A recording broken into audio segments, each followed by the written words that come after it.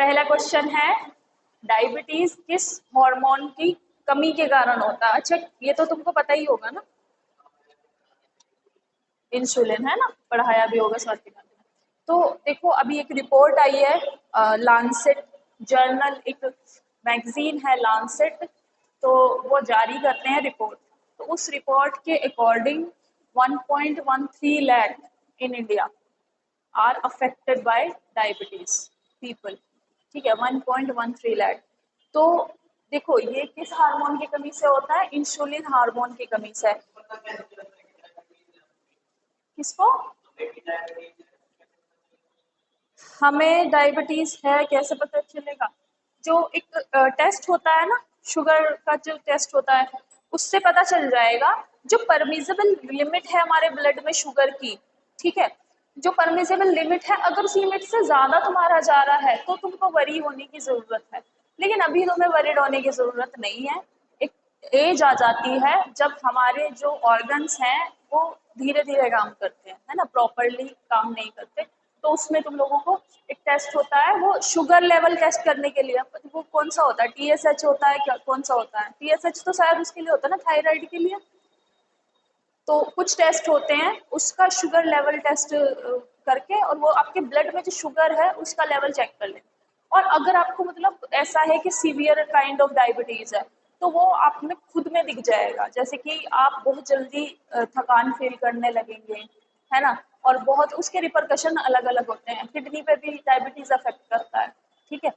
तो insulin hormone pancreas में, ये तो पता है ना, पढ़ा है बायो में, पेंक्रियाज में पाया जाता है। और उसमें भी क्या है, आइसलेट्स ऑफ लैंगरहैंस, जो पेंक्रियाज में होती हैं आइसलेट्स, आइसलेट्स ऑफ लैंगरहैंस। तो आइसलेट्स ऑफ लैंगरहैंस में ये पाया जाता है, ठीक है, ये उसमें पाया जाता है। और 1.13 लाख पीपल आर अफेक्टेड। कुछ में जेनेटिकली भी होता है, उसके पता अलग अलग बायोलॉजिकल रीजन होते हैं। और ये हार्मोन जो ये सर्विसेज है, कोई भी हो, यूपीएसआई हो, ये उनका बड़ा फेवरेट है। मतलब ये इससे क्वेश्चन करते हैं, वाइटामिन से और हार्मोन से वो लोग क्वेश्चन करते ही करते हैं। जैसे कि अभी भी 2023 में ये आ गया था, 2023 में ये आया था कि किस हार्मोन की कमी से ये होता है डायबिटीज, या इंसुलिन हार्मोन को लेकर क्वेश्चन आता है। तो ये तुमको टिप्स पे ऐसे ही याद रखना चाहिए कि ये क्वेश्चन आते हैं। जैसे कि मैंने विटामिन से तुम लोगों को बताया था कि किस विटामिन की कमी से स्कर्वी हो जाता है, कि किस विटामिन की कमी से रतौंधी जो होता है ना, कलर ब्लाइंड, नाइट ब्लाइंडनेस, वो हो जाता है। तो ऐसे ऐसे क्वेश्चन तुमको पता होना चाहिए कि हाँ विटामिन ए की कमी से रतौंधी हो जाता है, या फिर स्कर्वी किसकी वजह से होता है, विटामिन सी की कमी से। क्या होता है स्कर्वी? जो हमारे गम्स होते हैं ना टीथ के नीचे, उसमें स्वेलिंग आ जाती है। और वो तुमने देखा होगा जो नॉन सिट्रस फूड नहीं खाते ना, उनके साथ होता है। जैसे हमें ना, अब नींबू जैसे सीजन में है, तो तुम्हें कंज्यूम करना है बेटा, विटामिन सी तुम्हें कहीं और से नहीं मिलेगा, you have to consume it. नींबू किसी भी तरह से लो, चाहे अपनी जो चाट बनाते हो उसमें डाल के खाओ, या नींबू पानी बना के खाओ, पर खाओ, ठीक है। ये चीजें कंज्यूम करने वाली होती हैं। और सिट्रस फूड कौन कौन से होते हैं? जितने भी फूड लाइम से रिलेटेड होंगे, सिट्रस, सिट्रस पता है ना, ये इन्हें सिट्रस फूड क्यों कहते हैं? क्योंकि बेटा इसमें सिट्रिक एसिड पाया जाता है। सिट्रस फूड इसलिए कहते हैं, इनमें सिट्रिक एसिड पाया जाता है, जो कि हेल्दी एसिड होता है। वैसे तुम नहीं ले सकते, वो एक जो फ्रूट्स में होता है वो हमारे लिए सही रहता है। किस किस में पाया जाता है? लेमन, लाइम, और ये जो ऑरेंज, किन्नू, इन सब में ये पाया जाता है सिट्रस। अब ऑपरेशन ब्लू स्टार, ये बड़ा हॉटली डिबेट अभी, नाराजगी हो रही है इसके ऊपर। ऑपरेशन ब्लू स्टार सुना था कभी? पहले कभी सुना हो? कभी नहीं सुना? तुमने हिस्ट्री भी पढ़ी? ये तो तुम्हें पता होना चाहिए। देखो ऑपरेशन ब्लू स्टार जो है 1984 में एक इंसर्जेंसी हुई थी पंजाब में। अब ये तो चलो तुम्हें रिसेंट का तो पता ही होगा। पंजाब में एक सेपरेटिस्ट ग्रुप है, अमृतपाल, एक, तो दे आर डिमांडिंग खालिस्तान, है क्या खालिस्तान वैसे? What is Khalistan? हाँ, कि मतलब खालसा पंथ के लोगों के लिए, सिख के लिए हमें अपना अलग खालिस्तान चाहिए।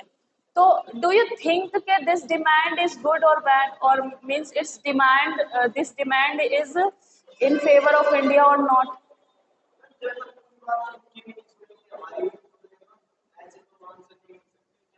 हाँ, नहीं, एक चीज मैं तुमको बताती हूँ।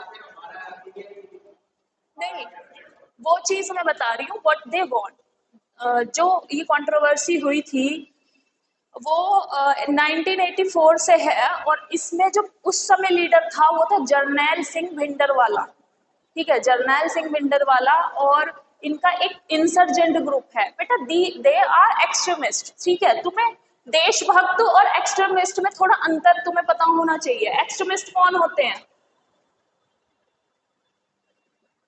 एक तो एक्सट्रीमिस्ट होते हैं या सेपरेटिस्ट, जो रेडिकलाइज लोग होते हैं, सेपरेटिस्ट। और एक होते हैं पेट्रियोटिक। पेट्रियोटिक कभी ये नहीं चाहेगा कि हमारा देश टुकड़ों में बट जाए। ठीक है, ये तुम्हें पता होना चाहिए। पेट्रियोटिक जो पर्सन होगा वो ये नहीं चाहेगा कि हमारे देश के टुकड़े हो जाए, ठीक है, लेकिन हमारे नेशन के। लेकिन जो ये एक्सट्रीमिस्ट सेपरेटिस्ट ग्रुप है, इनकी डिमांड क्या थी? ये चाहते थे कि हम सिख लोगों के लिए, we are different, we are not part of India, और हम जैसे पाकिस्तान ने मुस्लिम पीपल लोगों के लिए पाकिस्तान मांगा है, ऐसे ही हमें खालिस्तान चाहिए। तो डू यू थिंक कि उनकी डिमांड फुलफिल कर देनी चाहिए और ज्यादा प्रॉब्लम नहीं हो जाएगी? मतलब हर एंगल से देखो।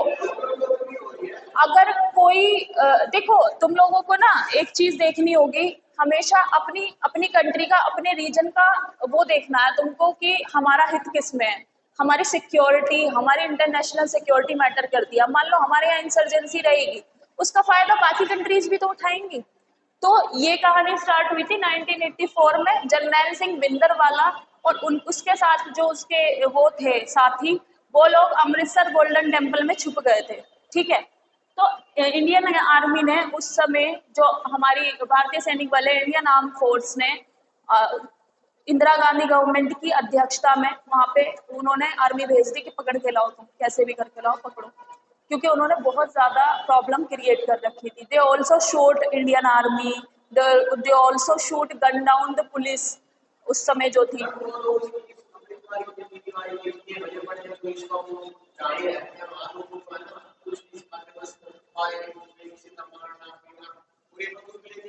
किस जगह पर? हाँ, अमृतपाल की, अमृतपाल की। हाँ, यही चीज तो, ये उन लोगों को पता है, यही कहते हैं कि हमें खालिस्तान चाहिए। अब देखो, हर किसी की डिमांड आप फुलफिल कैसे कर सकते हो? अब कल को फिर बिहारी करेंगे हम तो अपना अलग चाहिए, हमें तो बिहार। नॉर्थ ईस्ट में तो पहले से ही प्रॉब्लम चल रही है, या मणिपुर हो, नागालैंड वाले कहते हैं कि हमें ग्रेट नागालैंड चाहिए। अब सबको कैसे दे दोगे? अपनी सिक्योरिटी का भी तो हमें देखना है ना। अब कल को मान लो तुम उन्हें दे देते हो, फॉर इंस्टेंस, फाइन, दे दिया, खालिस्तान दे दिया उनको, पाकिस्तान कब्जा लेगा, हमला कर लेगा, कितना कितना मुकाबला कर पाएंगे वो टेररिस्ट का? ठीक है, सॉल्यूशन, सॉल्यूशन पता है क्या होता है? वही होने वाला है। वही होने वाला है। अरे वो पंजाब है इसलिए हो गया, यूपी में होता अब तक खत्म हो चुकी होती कहानी। ठीक है, वो पंजाब है इसलिए अभी तक बच गए वो लोग। ठीक है, और तुम ये मत सोचो कि इनके पीछे कोई है नहीं, इनके पीछे बहुत लोग। ठीक है, तो ये जो है भारतीय ब्लू स्टार जब चलाया था 1984 में इंदिरा गांधी गवर्नमेंट ने, और तुमको याद हो इंदिरा गांधी के ही जो प्रधानमंत्री हमारी इंदिरा गांधी थी, उन्हीं के बॉडीगार्ड ने उनको शूट कर दिया था, याद है? असिनेशन हो गया था। तो अभी 10 आज कितनी डेट है? 10। तो कनाडा में ये ऑपरेशन ब्लू स्टार के अगेंस्ट में रैली निकाली जा रही है, सेलिब्रेशन किया जा रहा है। ठीक है, कनाडा में, कनाडा में ज्यादा कौन रहते हैं? पंजाब, सिख। तो इस बात से हमें इसलिए प्रॉब्लम हुई क्योंकि वो लोग ये सेलिब्रेट करते हैं कि we shoot down Indira Gandhi at that time. तो ये हमारे लिए एक इंसल्ट है कि दूसरी कंट्री में हमारे प्रधानमंत्री के एसेनेशन को सेलिब्रेट किया जा रहा है, ठीक है। तो इसलिए हमारी कंट्री ने भी वहाँ के कनाडा के जो प्राइम मिनिस्टर है सेकंड क्वेश्चन में जस्टिन ट्रूडो, उनसे नाराजगी जताई है और उनसे कहा है कि आप अपनी ये जो सेपरेटिस्ट ग्रुप वहाँ पे पनप रहे हैं, आप इनको रोक नहीं पा रहे हैं, ये इनडायरेक्टली हमारे को थ्रेट क्रिएट कर रहे हैं हमारी कंट्री के लिए, ठीक है। तो ये जो चीज है, इनके पीछे जो कनाडा में सेपरेटिस्ट ग्रुप बैठे हैं वो भी उनको सपोर्ट कर रहे हैं, ठीक है, और बाकी पीछे से तो सपोर्ट उनको आ ही रहा है। हर किसी को कैसे दे दोगे? कल को तो सब मांगने लगेंगे अपने हिसाब से कि अच्छा गुजराती पीपल गुजरात मांगने लगे, मराठी पीपल मराठा मांगने लगेंगे, कैसे कैसे दे देंगे सबको? तो देखो, कभी भी इस एक ही पर्सपेक्टिव से चीजें नहीं देखी जा सकती। सबसे जरूरी है that is India security. India की जो सिक्योरिटी है, इंटेग्रिटी और यूनिटी है, वो मैटर करती है। हमें अपनी देखो, हम तुम और कंट्री की इतना नाम क्यों नहीं होता है कि बहुत अच्छी कंट्री है, और कंट्री के बारे में बातें क्यों नहीं होती है, हमारी कंट्री के बारे में बातें क्यों होती है? क्योंकि we are multi cultural, multi religious society, ठीक है, बहुत सारे कल्चर है, बहुत सारे रिलीजन्स है, और तब भी हम हारमोनियस तौर पर रह रहे हैं, ठीक है। अनफॉर्चुनेटली थोड़ी बहुत प्रॉब्लम है, लेकिन तब भी हम हारमोनियस तौर पर रह रहे हैं। लेकिन अगर हमारे प्राइम मिनिस्टर के एसेनेशन को कोई कहीं पे सेलिब्रेट करेगा तो क्या ये सही रहेगा, या क्या ये हमारी सिक्योरिटी के पर्सपेक्टिव में है? तो ये चीज तुम्हें याद रखनी है। और कल को तुम भी कहीं पे, तुम भी डिसीजन मेकिंग में आओगे, कल को तुम्हारे रीजन में कोई विद्रोह कर देगा, रिवोल्ट कर देगा, तुम्हारा सबसे जो मेन एम रहेगा वो रिवोल्ट खत्म करना रहेगा। अगर तुम नहीं कर पाए तो वहां से तुम्हारा या तो ट्रांसफर कर देंगे या तुमको रिजाइन दिलाने के लिए कर देंगे, तुम रोक नहीं पाए है।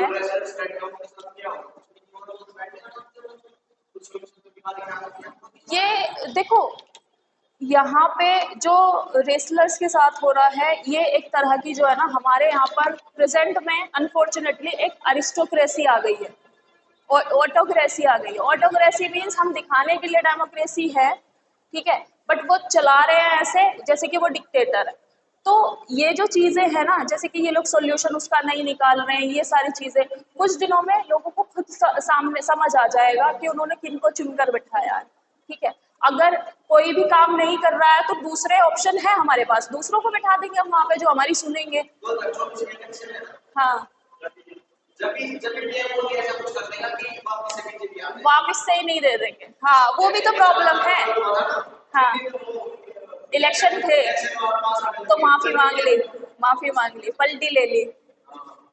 तो ये इंतजार कर रहे हैं 2024 का कि ये WFI के प्रेसिडेंट को तब अरेस्ट किया जाए, है ना, ऐसा कुछ प्लान है इनका। तो ऑपरेशन ब्लू स्टार भारतीय सैनिक बल ने लॉन्च किया था और ये 1984 में, और अभी इसकी ये एनिवर्सरी मना रहे हैं, वहां पर ये लोग एनिवर्सरी मना रहे हैं। हाँ, आज कल और 9 10 11 10 और 11 जून, आज और कल 10 और 11 जून 1984 में ये हुआ, ठीक है। तो कहीं भी तुम भी किसी भी पद पर रहोगे ना, तो तुम्हें अपनी जो सिक्योरिटी है वो मैटर करती है। कभी भी अपने हित में मत सोचना, उन लोगों का हित सोचना जो लोग तुम्हारे लिए हैं, तुम जिनके लिए हो, ठीक है।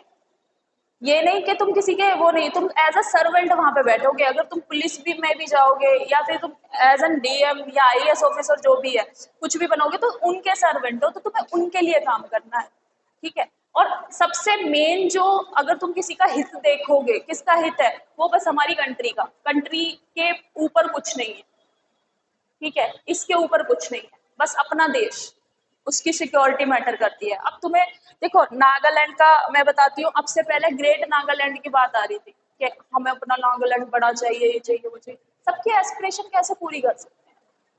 मतलब एज अ कंट्री, अगर ये WFI में तो देखो बहुत पॉलिटिक्स हो रही है, रेसलर वाले केस में तो पॉलिटिक्स ही है, बहुत पॉलिटिक्स हो रही है। इसमें तो सॉल्यूशन कब निकलेगा इसका खुद नहीं पता। बट हाँ, जो वहाँ के खेल मंत्री है अनुराग ठाकुर, उन्होंने कहा है इनको कि रेसलर को कि आप 15 जून तक रिपोर्ट सबमिट हो जाएगी, 15 जून तक वेट कर लो, उसके बाद जैसा है वैसा कर लेना। तो ऐसा कुछ आश्वासन दिया है, बाकी देखते हैं होगा या नहीं होगा। वो न्यूज़ करवाई है कि अमेरिका ने इंडिया के 700 बच्चे निकाल दिए यूनिवर्सिटी और कॉलेजों से। यूनिवर्सिटी और कॉलेज से हाँ 700? हाँ, कब की, कल की न्यूज है? एक दो दिन पहले की बात है। उनमें ये निकाल दिया कि अनडॉक्यूमेंटेड होंगे डॉक्यूमेंट सारे हैं, लेकिन वहाँ हाँ के लोगों को बता रहे हैं कि वहाँ के लोग हैं हाँ उनको नहीं मिल रही जॉब। जैसे अच्छा वो जाके कर लेते हैं 10 किलो, हाँ ये इंडिया में जाके कर लेते हैं कि हम 6-7 करोड़ में कर लेंगे। तो वही बात आ रही है। अच्छा, तो वहां पे पता है क्या है, वहाँ ये होता है H1B वीजा, ग्रीन कार्ड, ये कुछ कुछ चीजें हैं, ठीक है। तो वहां पर क्या होता है, सबसे ज्यादा जो स्किल्ड वर्कर है, सबसे ज्यादा जो स्किल्ड वर्कर है दैट आर इंडियंस, वहां पे सबसे ज्यादा इंडियंस हैं, ठीक है। तो स्किल्ड जो है वो इंडियंस है। अब उसकी वजह से अगर वहां पे उनके लोकल्स को प्रॉब्लम होगी तो ऑब्वियस सी बात है हमारे यहाँ के लोगों को जॉब नहीं मिलेगी फॉरेनर्स की वजह से, तो प्रॉब्लम होगी। बट हमारे यहाँ पे ये नहीं है, हम इजीली नहीं दे सकते किसी को जॉब, प्रेफरेंस पहले इंडियंस को दी जाएगी, इजीली हम यहाँ पे किसी को जॉब नहीं दे सकते। क्योंकि अगर तुम देखो तो बेटा कॉन्स्टिट्यूशन का जो आर्टिकल 16 है, राइट टू एम्प्लॉयमेंट, है ना, राइट टू एम्प्लॉयमेंट, तो ये जो राइट टू एम्प्लॉयमेंट है ये फॉरेनर्स के लिए नहीं है, बस हमारे इंडियंस के लिए है। तो इसके तहत हमारे यहाँ पे तो नहीं है, बट यूएस में ये चलता है, H1B, ग्रीन कार्ड, ये कुछ कुछ वीजास चलते हैं। बाकी अगर वो न्यूज होगी तो मैं उसको कल मतलब नेक्स्ट में तुम्हारे लिए लेकर आऊंगी, उसमें से क्या जरूरी है। कनाडा के प्रधानमंत्री जस्टिन ट्रूडो, ये है, सबसे ज्यादा वहां पे सिख पॉपुलेशन है और वहां पर ही इसका, क्योंकि देखो अगर मैं तुमको उसका बताऊं, अभी रिसेंट में कुछ हुआ था ना, एक, हाँ, तुम्हें याद हो ये अमृतपाल का जब सीन चल रहा था तो कुछ लोगों ने यूके इंडियन एम्बेसी से हमारा तिरंगा उतार दिया था, ठीक है, तिरंगा उन्होंने वहां से उतार दिया था, और फिर वहां के जो एम्बेसी के अध्यक्ष थे उन्होंने जाके दोबारा वो वहीं पे लगाया था झंडा। तो ये चीजें बाहर हो रही हैं, बाहर प्रोटेस्ट हो रहा है, ठीक है, इन चीजों को लेकर, तो उससे हमारी इमेज बाहर सही नहीं दिखती कि वैसे तो इंडिया मल्टी रिलीजियस है लेकिन ये चीजें हो रही है, तो इसलिए हमें उन चीजों को रोकना जरूरी है। हमारी गवर्नमेंट की ये रिस्पॉन्सिबिलिटी है कि वो ऐसी एक्टिविटीज रोकी जाए। बिपारजोय चक्रवात किस सागर में उत्पन्न हुआ? देखो अभी अभी बिपारजोय की बात हो रही है। अब बिपारजोय क्यों चर्चा में है? क्योंकि बेटा मॉनसून आने वाला है, मॉनसून पता है ना, हमारे यहाँ बारिश किसके कौन से उसके तहत होती है? मॉनसून से, है ना, हमारे यहाँ पे मॉनसून से होती है। अब मॉनसून बहुत कॉम्प्लिकेटेड चीज है, कॉम्प्लिकेटेड मीन्स कि जून और जून के इसी स्टार्ट में, जून में जुलाई में जो लो प्रेशर एरिया है वो डेवलप होता है। अच्छा तुम्हें लो प्रेशर पता है? What is low pressure? Low pressure किसे कहते हैं? चलो कोई बात नहीं, देखो बस, हाँ आ गया मॉनसून, केरला तक तो आ जाएगा, और जहां तक है मंथ के मिड में हमारे यहाँ भी आ जाएगा, वेस्टर्न यूपी में।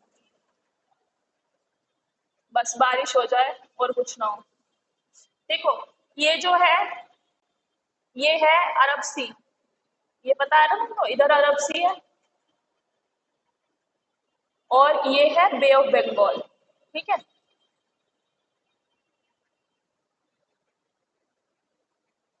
बे ऑफ बंगाल, तो यहाँ पर लो प्रेशर एरिया डेवलप्ड हो जाता है। लो प्रेशर किसे कहते हैं? कि जब ज्यादा टेम्परेचर की वजह से हवा, जो विंड है, एयर है, वो लाइट होके ऊपर रेज करने लगती है, ऊपर उठने लगती है, ठीक है। तो साइक्लोन कैसे फॉर्म होता है? देखो जब कोई बीच में लो प्रेशर डेवलप हो जाता है, तो तुमने पता है कि हाई से लो के बीच में जाती है हवाएं, तो जैसे यहाँ पे लो प्रेशर डेवलप्ड है, इस एरिया में लो प्रेशर डेवलप्ड है, तो इस साइड से जितनी भी हवाएं आ रही होंगी ये, तो ये इसकी तरफ जाएगी, हाई से लो की तरफ जाएगी, उधर का प्रेशर हाई है। ये ज्योग्राफी में तुम जब वो पढ़ोगे ना क्लाइमेटोलॉजी, तो उसमें मैं बताऊंगी। और जब ये लो प्रेशर की मतलब लो की तरफ जाएंगे तो ये ऐसे डेवलप्ड होगा, कैसे था,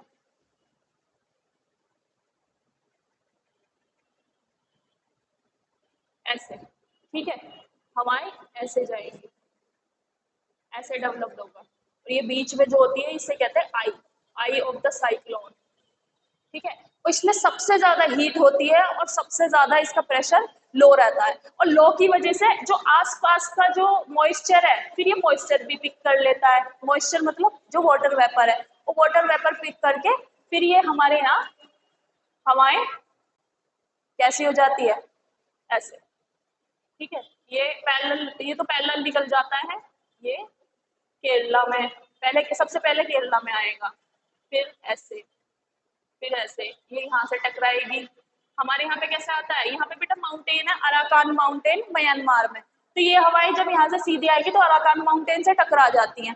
टकराने के बाद ये हमारे यहाँ एंटर करती हैं, वेस्टर्न यूपी तक बारिश होगी, राजस्थान में जाके कम पड़ जाता है, इसलिए राजस्थान में कम बारिश होती है, क्योंकि बेटा वहां तक इनमें मॉइस्चर नहीं रहता उतना। ठीक है, तो यहाँ पे लो प्रेशर डेवलप हुआ, सारी जो हवाएं हैं वो हाई से लो की तरफ जाती है, और यही जो हवाएं हैं क्योंकि इनका हीट बहुत होती है, तो ये पानी को वाटर वेपर में कन्वर्ट करके इसकी तरफ ले जाती है, और यही साइक्लोन में डेवलप हो जाता है, और फिर इसकी ब्रांचेस मॉनसून के तौर पे हमारे यहाँ आती है।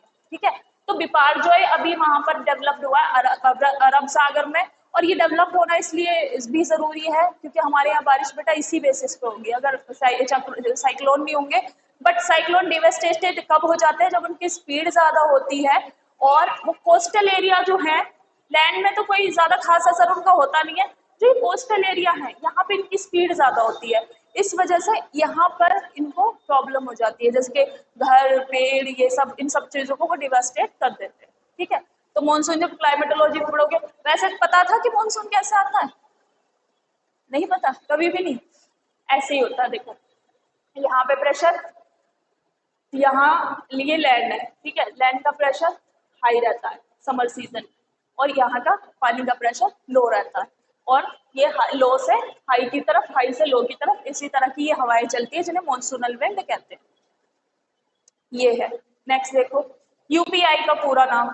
अब यूपीआई तुमने देखा होगा कि यूपीआई तुम यूज करते ही हो, पेमेंट है ना, लेकिन यूपीआई है या एक वो तुम व्हाट्सएप पे क्या क्या यूज होता है, एक तो डीपी और एक जीआईएफ, इनकी फुल फॉर्म, ये सबकी इनकी फुल फॉर्म जो है वो तुम्हें पता होनी चाहिए, क्योंकि ये छोटे जो भी वनडे के एग्जाम होते हैं उनमें ये इनके वो है छोटे छोटे क्वेश्चन फेवरेट।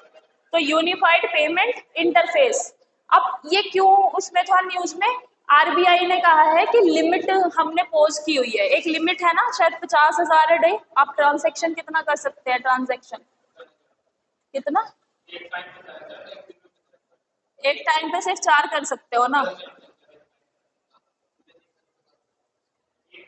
पूरे दिन में 50 है ना, ये लिमिट है ना। हाँ, तो इन्होंने कहा है, तो आरबीआई ने कहा है कि ये जो वो है ट्रांजैक्शन, इसकी लिमिट ब्रीच ना हो, इसलिए जो लिमिट तय की गई है उसके हिसाब से ही पेमेंट हो। ठीक है, जो लिमिट ब्रीच हो जाती है, इन लोगों ने बस लिमिट तय की हुई है। अब लिमिट तय क्यों करते हैं, क्यों करते हैं, मतलब एक कैपेसिटी होती है, लिमिट होती है, क्या होती है कि उससे ज्यादा का ट्रांजैक्शन अलाउड क्यों नहीं है। अब से पहले तो अलाउड थे, मतलब डिजिटल तो नहीं, बैंक में अब एक कुछ लिमिट तय की है कि इतना ही पैसा आप निकाल सकते हैं एक बार में, कितना निकाल सकते हैं एक बार में, शायद 50 निकाल सकते हैं, बिना चेक के 50,000 निकाल सकते हो, चेक से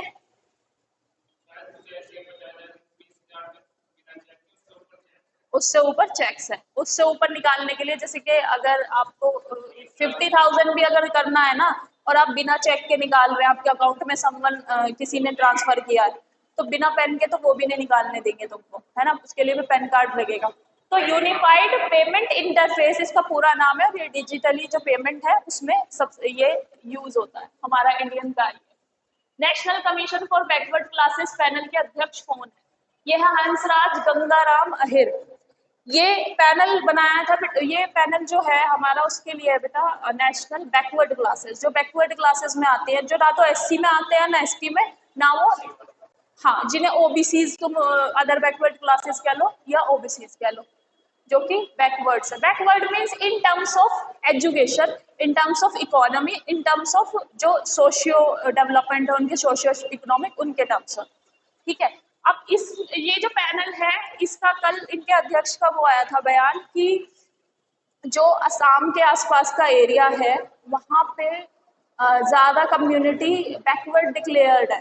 बैकवर्ड डिक्लेयर्ड है मीन्स के रोहिंग्याज जो हैं, म्यांमार से जो परसिक्यूटेड मुस्लिम्स है रोहिंग्याज, और बांग्लादेश के जो मुस्लिम्स है वो मतलब हमारे यहाँ रीजन में इंडिया में आ रहे हैं, और उसकी वजह से मतलब वो अनडॉक्यूमेंटेड है और उनको भी वहाँ पर बेनिफिट दिए जा रहे हैं।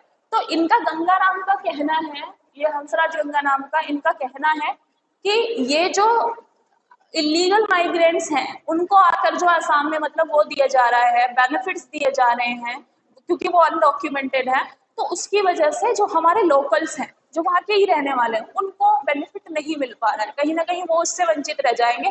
तो उन्होंने कहा है कि एक लिस्ट तैयार करो कि कितने लोग हैं इसमें बैकवर्ड में एक्चुअल में हैं और कितने नहीं हैं। जैसे कि तुमने पिछली बार सुना होगा एनआरसी, ठीक है। अब एनआरसी असम में हुआ था, असम में कराने का मतलब ये है क्योंकि बेटा हमारी कंट्री का जो बॉर्डर है किसी और कंट्री से है तो वो असम में है।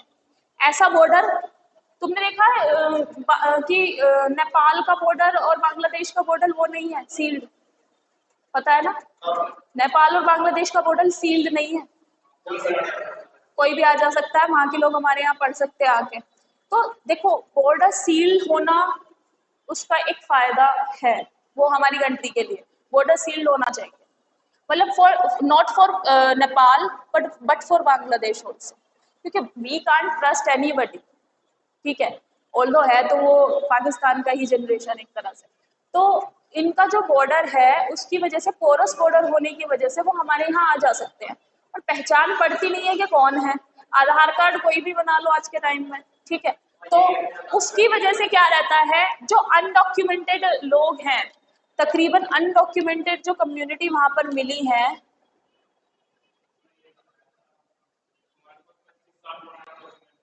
हाँ, तो अनडॉक्यूमेंटेड लोग वहां से यूं ही आ जाते हैं और उसकी वजह से वो असम में, असम का रीजन है तो ज्यादातर वहां पे आके सेटल हो रहे हैं वो, ठीक है। इसी वजह से नेशनल रजिस्ट्रार ऑफ सिटीजन हुआ था एनआरसी, जिसमें से 19 लाख जो अनडॉक्यूमेंटेड लोग थे उनको बाहर निकाल दिया गया था, 19 लाख लोगों को, ठीक है, जो अनडॉक्यूमेंटेड थे, ठीक है। अब इसका देखो कॉज और बेनिफिट, जो भी प्रोज एंड कॉन्स होते हैं वो दोनों होते हैं हर चीज के। बाहर से कोई आएगा तो हमारे जो लोकल्स हैं उनके कहीं ना कहीं लिए रिसोर्सेस कम पड़ जाते हैं, हम उनको ही अभी फुलफिल नहीं कर पा रहे, बाहर की पॉपुलेशन को क्या खिलाएंगे, है ना। तो हमारे अपने जो नेशन के गोल हैं, हमारे रीजन के जो गोल हैं, अपने लोकल्स को जो हमें प्रोवाइड करानी है, एजुकेशन है, फूड है, हेल्थ है, जितने भी बेनिफिट्स है वो हमें उसे प्रोवाइड कराने हैं, तो बाहर के कहीं ना कहीं उन चीज़ों को हमें सेपरेट करना पड़ेगा, ठीक है। तो इनका जो पैनल है उन्होंने यही कहा है कि जो बैकवर्ड क्लासेस है जो सच में हैं, हमारे लोकल्स हैं, उनको आइडेंटिफाई करो और जो बांग्लादेश या रोहिंग्याज जो आए हैं उनको आइडेंटिफाई करो, ठीक है। इसी वजह से हमने किसी कोई भी रेफ्यूजी कन्वेंशन इंटरनेशनल साइन नहीं किया हुआ, क्यों? अगर साइन कर लेंगे तो हम पे बाइंडिंग हो जाएगा सबको रेफ्यूज देना, ठीक है। अब किस किस को ये रेफ्यूज देंगे, अपनी पॉपुलेशन बहुत ज्यादा हो रही है, ठीक है। अटलांटिक डिक्लेरेशन किन देशों के बीच वो हुआ हस्ताक्षर? अटलांटिक डिक्लेरेशन अभी यूके के प्राइम मिनिस्टर जो हैं ऋषि सुनक, और जो ये जो बाइडेन है यूएस के, इनकी मीटिंग हुई है और इन्होंने एक अटलांटिक डिक्लेरेशन साइन किया है। अब अटलांटिक डिक्लेरेशन में क्या है, अपना इंडस्ट्री और टू बूस्ट इंडस्ट्री, इंडस्ट्रीज को बूस्ट करने के लिए, और डिफेंस और रिन्यूएबल एनर्जी,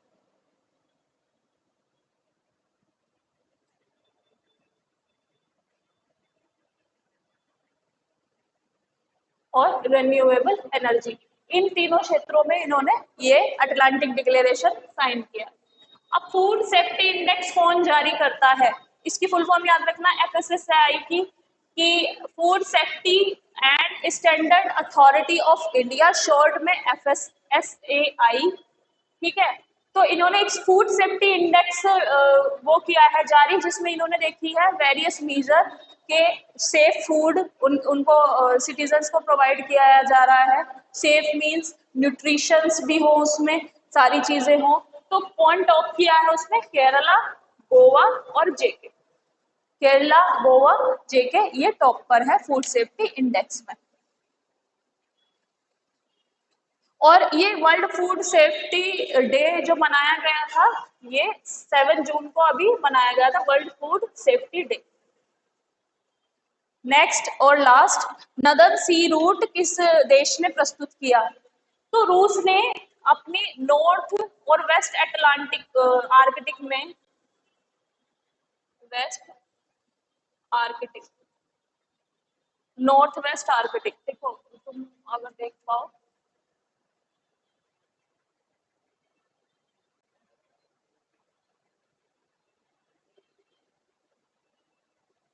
ये रशिया है।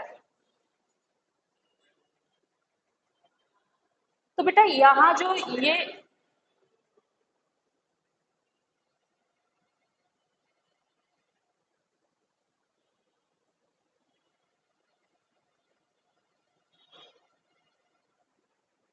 तो ये जो यहाँ पर सी है, यहाँ जो सी है वो है आर्कटिक,